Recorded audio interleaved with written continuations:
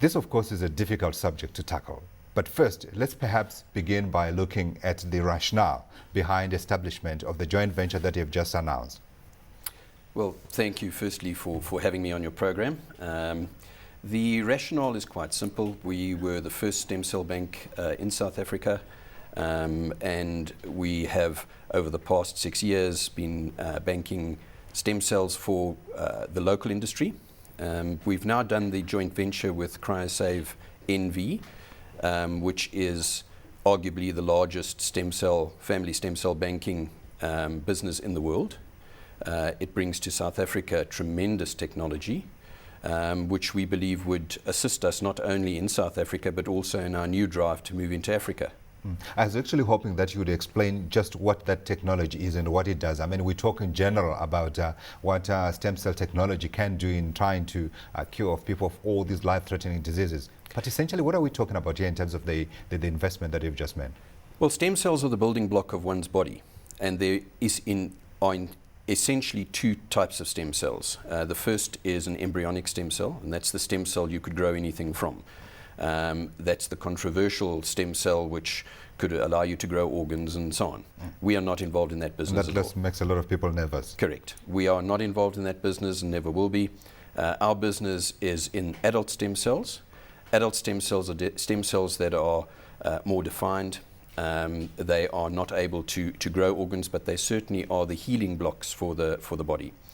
And the process basically that we have followed to date is to harvest from the umbilical cord of babies the cord blood out of the umbilical cord. It is very rich in hematopoietic cells, and these are the cells that are used to cure cancers and in therapies related to blood disorders and so on and so forth. So they've been very successfully used not only in South Africa but around the world in these therapies.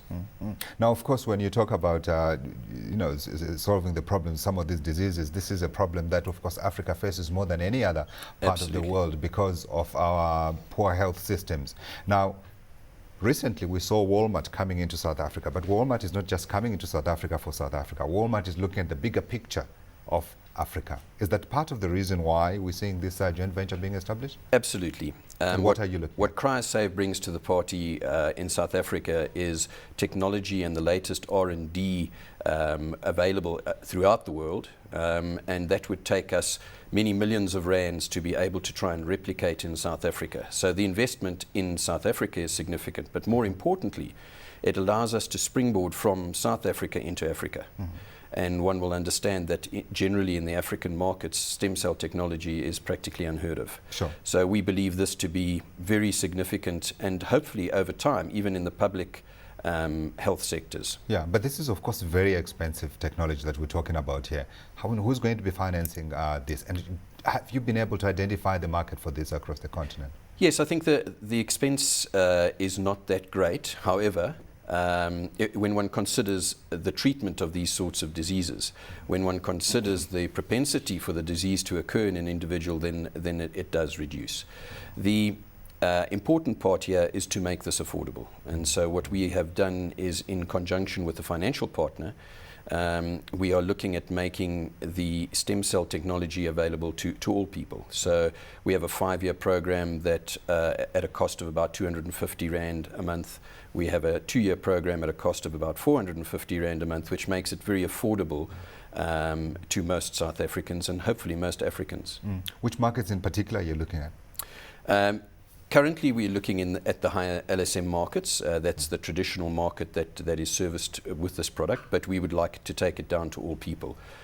We believe that this is such an important technology, and ultimately we believe will replace many of the drugs that are administered today, and many of the organ replacements and so on could possibly be treated with stem cell technology in the future. And in terms of taking this into the rest of the continent, I mean, when people talk about Africa, naturally people say Nigeria.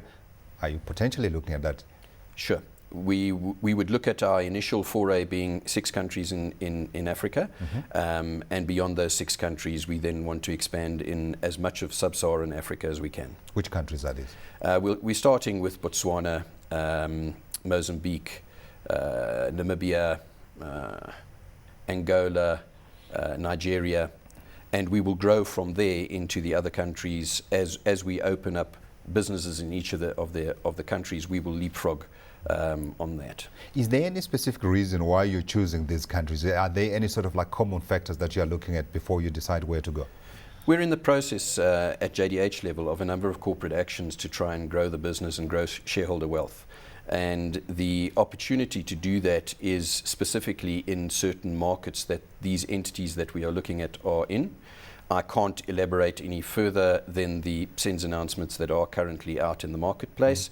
But I think that in the next week or so we would hopefully be able to go out with further announcements in terms of acquisitions and further development within I was hoping you'd announce it here and would have breaking news all across the Now, Next of course, this is very specialized technology that we're talking about. Is there any competition within the sector that you are in, or are you a sole player and really every investment manager who's watching the program now should be beating a path to your door? No. There are quite high barriers to entry in this market, obviously, because of the high level of technology. There are two primary players in the market post this acquisition or this joint venture of ours. And the two partners would probably represent, I would imagine, about 90% of the total market.